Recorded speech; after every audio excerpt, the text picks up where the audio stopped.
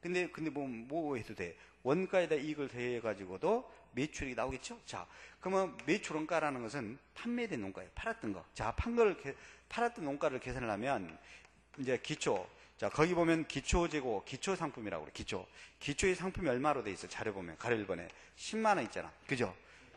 얼마가 있어요? 초에 10만원 있죠? 근데 또 이렇게 매입을 했어. 전체적으로 매입액이 얼마 매입이냐? 가로 3번에 보면 30만원 매입을 했어. 30만원 매입했는데, 잘 봐요.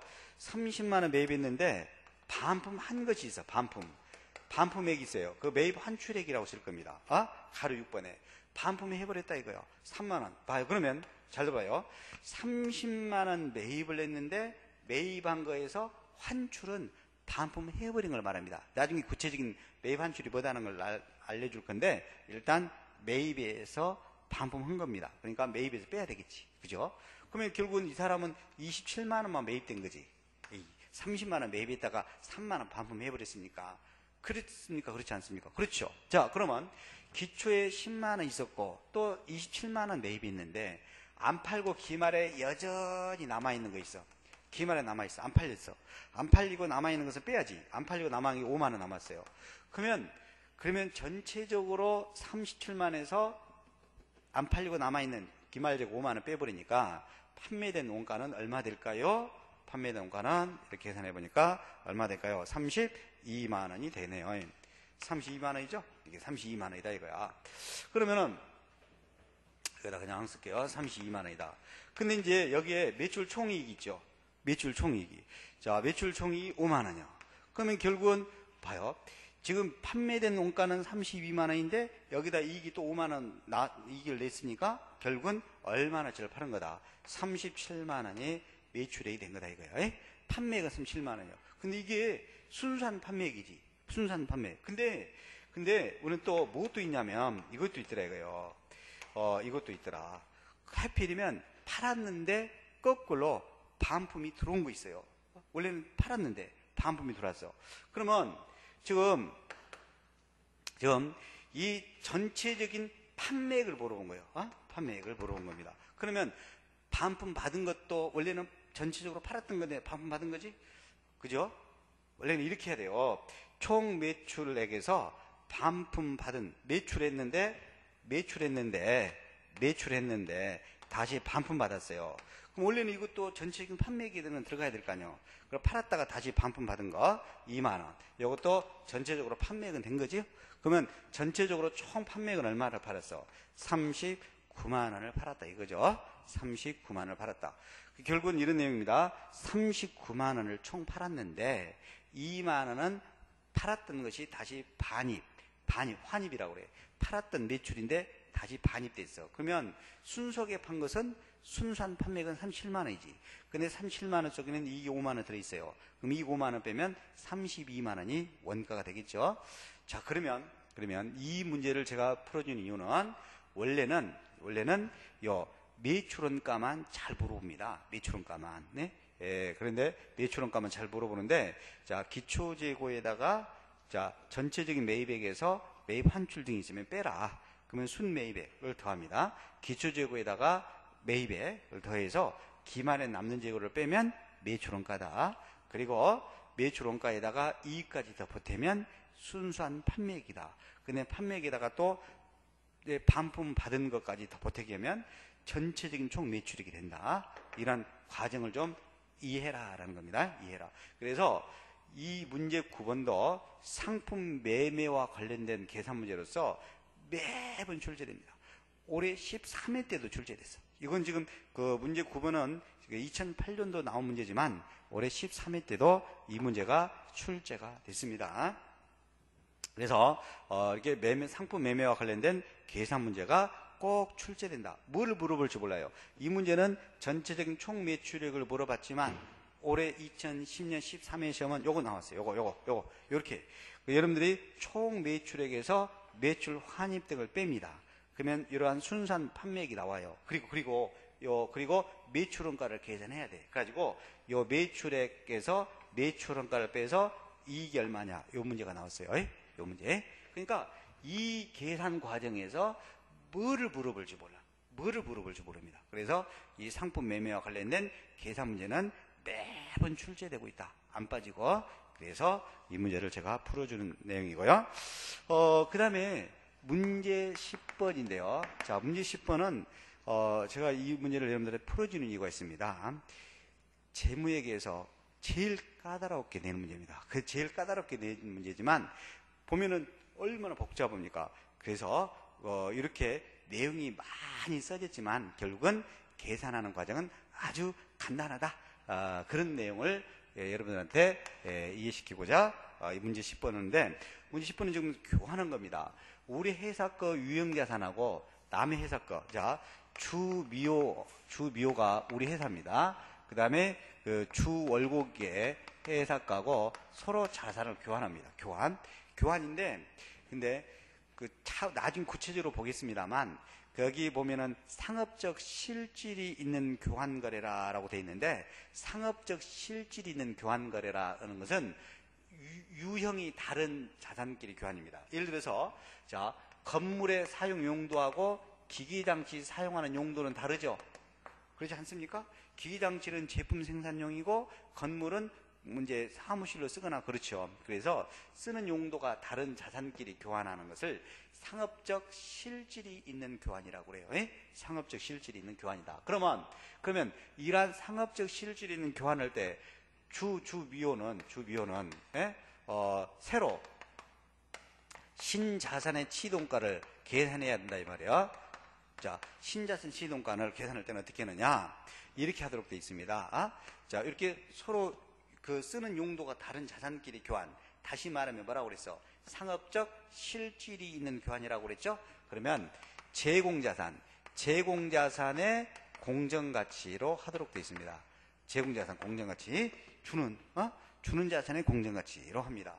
근데 이것만 주는 것이 아니라 혹시라도 현금이 더 지출이 있으면 플러스를 하면 돼요. 예? 현금 지출액이 있으면 더 플러스하면 됩니다. 물론 현금 수령액이 있으면 마이너스하는 건데 그건 차후로 하고 거의 100% 현금 지출액으로 나와요. 예?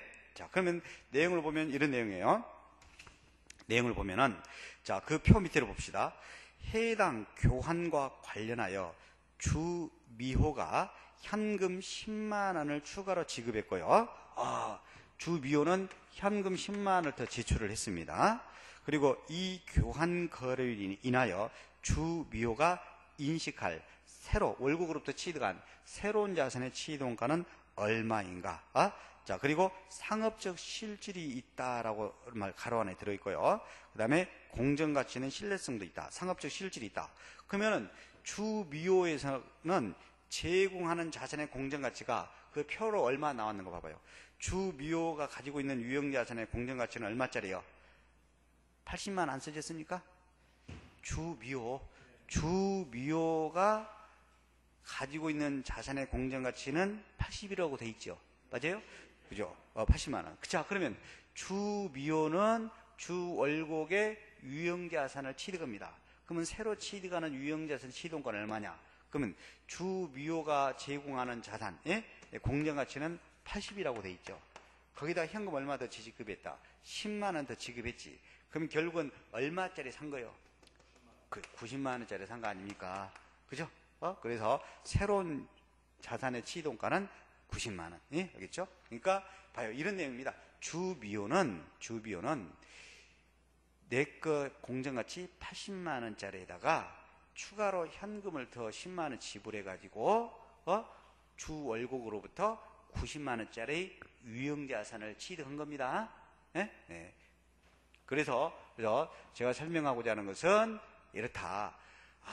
이렇게 상업적 실질이 있는 교환거래라면 한국채택국제기준은 제공자산의 공정가치를 신뢰성 있게 측정할 수 있으면 제공자산의 공정가치를 새로운 자산의 취득원가로 하되 혹시라도 현금이 더 추가로 지출이 있으면 플러스를 해서 새로운 자산의 취득원가로 해라. 알겠어요? 그래서 얼마가 된다? 90만 원. 그러면 봐요. 딱 봤을 때는 10번 같은 문제는 어찌입니까? 봤을 때는 포기하고 싶은 생각이 들죠? 그렇지 않습니까? 근데 포기하지 마세요. 이렇게 포기해야 될 복잡하게 나온 문제는 의외로 아주 간단합니다. 아주 간단해요. 봐요. 이거 제공자산의 공정가치에다가 추가로 현금 지출액이 있으면 플러스 한다 해서 신자산의 취이동가로 한다. 상업적 실질이 있는 교환거래를 하면 이 내용만 알면 아주 간단하게 할 수 있는 문제가 되죠. 그래서 답은 4번이 정답이 되겠습니다. 됐죠? 예. 이 문제도 출제된다고 강조를 했는 건데 정말 나왔어요. 자, 그리고 11번을 봅시다. 자, 11번 봐요. 11번은 2010년 10월 1일에 주 대한은 주 민국에게 상품 20만 개, 단위당 판매 가격은 50원으로 돼 있어. 20만 개, 하나당 판매 가격 50원 판매하기로 계약을 했어. 계약은 회계상 거래가 아니라고 그랬어요. 분명히 계약은 장부에 기록 회계상 거래가 아니죠. 근데 2010년 12월 중에 10만 개가 인도됐고, 그 다음에 2011년 내년 1월 중에 10만 개를 각각 인도했어. 20만 개 판매하기로 계약을 해놓고 10만 개는 2010년 올해 12월 달에 인도했고, 나머지 10만 개는 내년 2011년 1월 달에 인도했어요. 그리고 계약 시점에서 판매 대금의 50%를 수취하였으며 상품 인도 시점마다 25%씩 각각 대금을 수취했어요. 그러니까 계약할 때 절반 받고 나머지 절반은 25%씩 또 두 번에 걸쳐서 받기로 했죠. 자, 주 대한이 2010년도 위 거래와 관련해서 인식한 매출액은 그래서 그리고 가로 안에 보세요. 상품이 인도 시점에서 그 소유에 따른 이염과 효익이 구매자에게 충분히 이전되었다. 인도 시점에서 효익이나 이염 부담이 구매자에게 충분히 이전됐다. 그러면 자, 이 문제를 제가 여러분들에게 풀어주는 이유는 한 가지 이유가 있습니다. 혹시라도 이렇게 잘 모르고 있으면 그 가로 안에 인도 시점에 효익이 이전됐다 그러면 인도 시점에 수익을 인식해라는 말을 간접적으로 좀 이해하면 되겠죠. 그래서 원래는 한국 채택 국제 기준은요, 물건을 이렇게 분할해서 파는 걸 할부라 그래. 할부. 뭐라 그래요? 할부라 그래. 할부로 팔 때는 할부 대금 받을 때 수익으로 기록하지 말고 상품을 인도한 시점에서 수익으로 기록하도록 돼 있어요. 맞습니까? 그러면 2010년도는 몇 개 인도했습니까? 그렇죠. 2010년도에는 10만 개가 인도가 됐잖아요. 그 다음에 한 개당 얼마의 판매 단가, 다이당 판매 단가는 얼마입니까? 50원이죠. 안 그렇습니까? 그러면 2010년도 매출액은 얼마로 해야 될까? 인도한 것만 해야 될까? 인도한 10만 개만. 2010년도는 매출액 얼마? 500만 원이 돼야 된다. 예? 알겠어요? 그래서 문제 11번은 대금을 분할해서 판매하는 형태를 할부 판매라 한다. 할부 판매는 인도 시점으로 기록한다. 그래서 2010년도 12월 달에 10만 개가 인도됐으니까 단위당 판매 가격 50원 곱하면 500만 원을 2010년도 매출액으로 해야 돼요. 물론 2011년도도 500만 원을 매출액으로 해야 되겠죠? 2011년도도 1월 달에 10만 개가 인도가 됐으니까 인도 시점으로 한다라는 거. 그래서 인도 시점으로 한다라는 것만 알면 되겠고, 그리고 또 혹시라도 이 문제를 시간이 없다. 그럼 눈치가 있어야 될 거 아니에요. 인도 시점이란 말 가로 안에 써졌잖아. 그러니까 당연히 인도 시점으로 눈치 봐갖고 해라 이거예요. 그래서 이렇게 눈치가 있으면 풀 수 있는, 맞힐 수 있는 그런 문제도 나오니까 이런 것도 잘 활용해라. 됐습니다. 여기까지가 이제 우리가 재무회계와 관련된 문제이고, 그리고 원가 관리에게도 문제가 출제되니